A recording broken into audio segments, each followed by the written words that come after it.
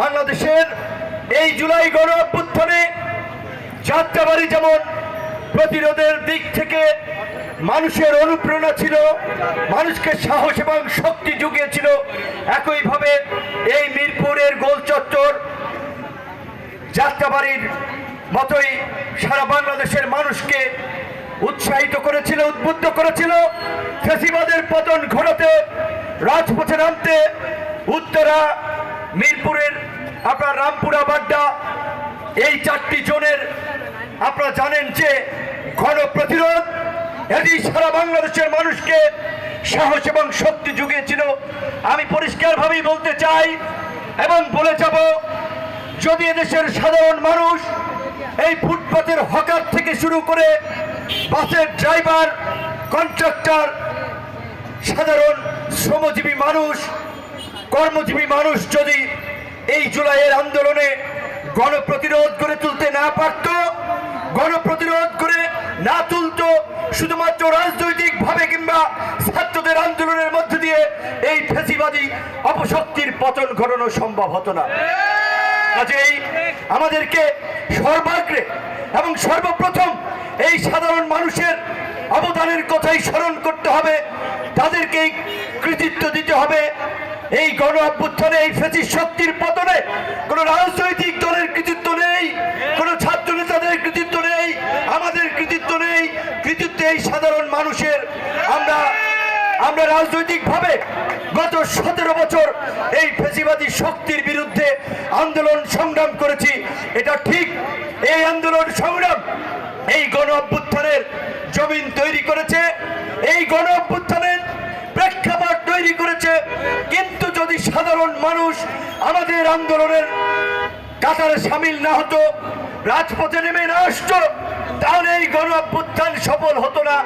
কাজেই এই গণ অভ্যুত্থান পরবর্তী রাজনৈতিক দল হিসেবে, সরকারের আজকে প্রতিমন্ত্রী হিসেবে, সরকারি দল হিসেবে আমাদের সকলকেই এই জনগণের কথা মনে রাখতে হবে এবং এটা মনে রাখতে হবে, এই জনগণ যখনই রাজপথে নেমে আসে, যখনই কোনো শাসক গোষ্ঠীর বিরুদ্ধে দাঁড়ায়, তখনই নতুন ইতিহাস রচিত হয়।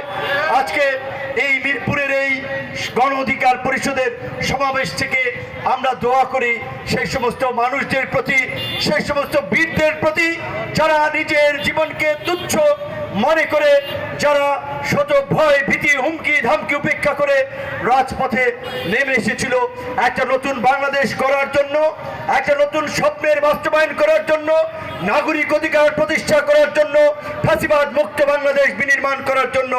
আজকে যারা এই রাজনীতি করছেন তাদেরকে আমি বলি, সাধারণ মানুষ একটা রাষ্ট্রের কাছ থেকে কি চায়, একটা রাজনৈতিক দলের কাছ থেকে কি চায়? তারা শান্তিপূর্ণভাবে বসবাস করতে চায়, তাদের যে নাগরিক মর্যাদা, ন্যূনতম সম্মান, সেটুকু নিয়ে বসবাস করতে চায়। গত 1.5 দশকে শেখ হাসিনার ফ্যাসিবাদী শাসনে আমরা দেখেছি কিভাবে নাগরিকদের অধিকার ভুলুণ্ঠিত করা হয়েছে, কিভাবে নাগরিকদেরকে নির্যাতন নিপীড়ন করা হয়েছে, কিভাবে ভোটের অধিকার কেড়ে নিয়ে বাংলাদেশকে একটি একদলীয় শাসনে পরিণত করা হয়েছে, কিভাবে গণতন্ত্রকে নির্বাসনে পাঠিয়ে দেওয়া হয়েছে। আমরা চাই আজকে আমরা যারা রাষ্ট্র ক্ষমতায় আছি, আজকে আমরা সরকারি দলে আছি, আজকে আমরা বিরোধী দলে আছি, সবাই মিলে সেই গণতন্ত্রের প্রাতিষ্ঠানিক রূপদান করব, জনগণের ভোটের অধিকারকে প্রতিষ্ঠিত করব, যেন আগামীতে এই বাংলাদেশে কোনো ফ্যাসিবাদী শক্তি ক্ষমতায় আসতে না পারে, কোনো সরকার এবং শাসক গোষ্ঠী যেন ফ্যাসিস্টে পরিণত হতে না পারে। আপনারা এই জুলাই গণ অভ্যুত্থান পরবর্তী এই বাংলাদেশের গণতান্ত্রিকভাবে নির্বাচিত সরকার আজকে রাষ্ট্র পরিচালনা করছে। 6 মাসের একটি নতুন সরকার, আমরা সরকারের সাথে আছি কেন? আপনারা জানেন, আমরা হালুয়া রুটির ভাগের জন্য বিএনপির সাথে জোট করি নাই, সরকারে আসি নাই। আমরা ফ্যাসিবাদী শাসন ব্যবস্থার সময় থেকেই সরকার ও শাসন ব্যবস্থা পরিবর্তনের এক দফা দাবিতে বিএনপি এবং 42টি রাজনৈতিক দলকে যুগপৎ আন্দোলন করেছিলাম। রাষ্ট্র সংস্কারের চেয়ে 31 দফা কর্মসূচি দিয়েছিলাম। আমরা সেই রাষ্ট্র সংস্কারে 31 দফার বাস্তবায়ন করার জন্য আমরা বিএনপির সাথে জোট গঠন করেছি, সরকার গঠন করেছি এবং আমরা মনে করি বর্তমান সরকার এই জুলাই গণ অভ্যুত্থানের সেই সংস্কারের স্পিরিটকে ধারণ করে, নতুন রাজনীতিকে ধারণ করে শহীদদের আকাঙ্ক্ষার বাংলাদেশ বিনির্মাণ করতে চায়।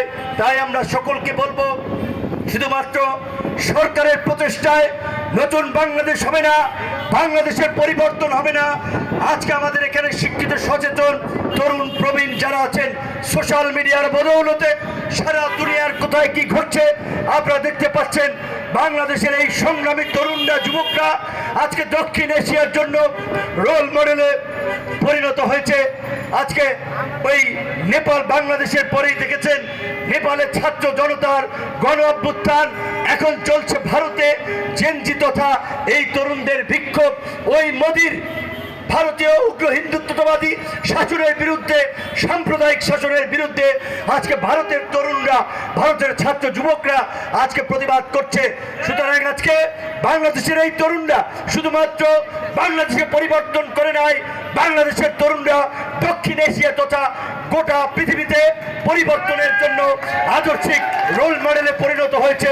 কিন্তু দুঃখজনক, দুঃখ এবং দুর্ভাগ্য, বাংলাদেশের এই গণ অভ্যুত্থানের ক্রেডিটকে ছিনতাই করে যে সমস্ত তরুণরা উপদেষ্টা হয়েছিলেন, সরকারি পৃষ্ঠপোষকতায় কিংস পার্টি গ্রহণ করেছিলেন, তারা সেই জন আকাঙ্ক্ষার বিপরীতে গিয়ে আমরা দেখেছি মাত্র 840 শহীদ পরিবার, তাদেরকে যদি 1 কোটি টাকা করে ক্ষতিপূরণ দেওয়া হতো, রাষ্ট্রের লাগতো মাত্র 840 কোটি টাকা।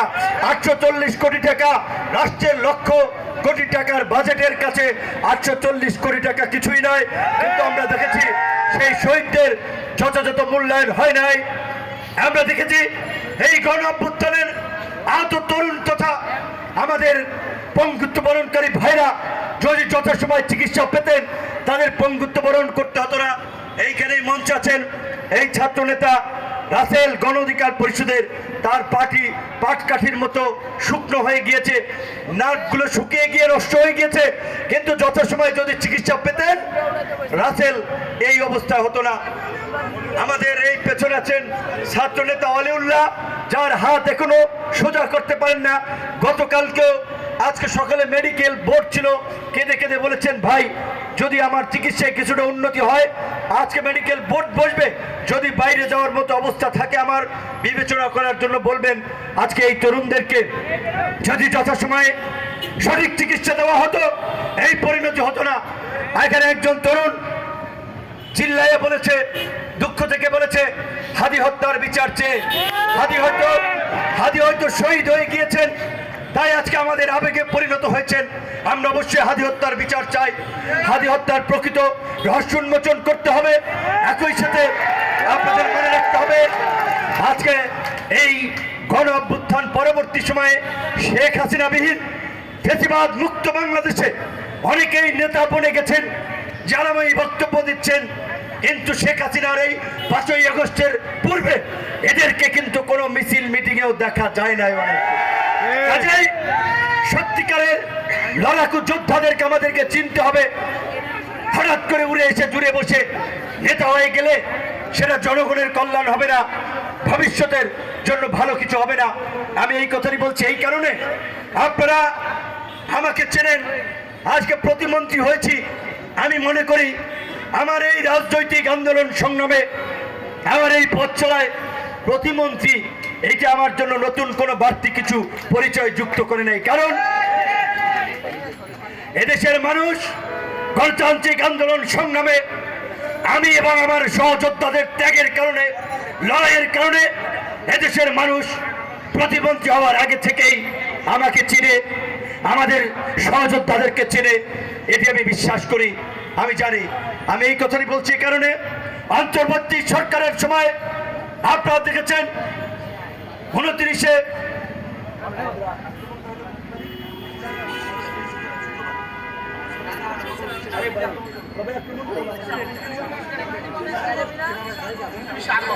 আগস্ট সেনাবাহিনীর বিভ্রান্ত সিনিয়র কয়েকজন অফিসারের নির্দেশে সেদিন হাদির আগেই আমাদেরকে হত্যা করার জন্য একটা প্রেক্ষাপট তৈরি করা হয়েছিল। অন্তর্বর্তী সরকারের সময়, সেই সময় বিক্ষুব্ধ ছাত্র জনতা রাজনৈতিক দলের প্রতিবাদের মুখে একটি বিচার বিভাগীয় কমিটি হয়েছিল, কিন্তু সেই বিচার বিভাগীয় কমিটির প্রতিবেদন দেওয়া হয়েছে, কারো বিরুদ্ধে ব্যবস্থা নেওয়া হয় নাই। আমি পরিষ্কারভাবেই বলেছি, সেদিন সেনা প্রধানের ব্যক্তিগত নিরাপত্তা কর্মকর্তা ব্রিগেডিয়ার জেনারেল শামস, তার নির্দেশে ওই হামলা হয়েছিল। তিনি ওই হামলার কিছুক্ষণ আগেই কিছুক্ষণ ওই ঘটনার আগেই আমাদেরকে হুমকি দিয়েছিলেন। আমিও ভুলে গিয়েছিলাম, কিন্তু নিশ্চয়ই আমি প্রধানমন্ত্রীর কাছে এই ঘটনাটির প্রতিকার চাইব, কারণ ওই হাজির আগে আমাদেরকে হত্যার প্লট তৈরি করে এই বাংলাদেশকে সেদিন সিভিল মিলিটারি কু করার ষড়যন্ত্র করেছিল। আমি মনে করি আগামীতেও এই সরকারকে হটানোর জন্য নানাবিধ সিভিল মিলিটারি কু হতে পারে। এই বিষয়ে দলমত নির্বিশেষে আমাদেরকে সতর্ক থাকতে হবে। যে আলোচনা থেকে এই ছাত্র জনতার দুঃখ, আনন্দ, বেদনার বিজয়ের দিনে সেদিন দেশের মানুষ ওই হাসিনার ফেসিবাদের চিহ্ন পায়ে বেড়ানো ওই গণ অভ্যুত্থানে জুলাই জাদুঘর উদ্বোধন করেছে। সেদিন ভারতে শেখ হাসিনা বিদেশি সাংবাদিকদের সাথে সংবাদ সম্মেলন করে এদেশে আসবে বলে হুমকি দিয়েছে। আমি আজকে সরকারি দল এবং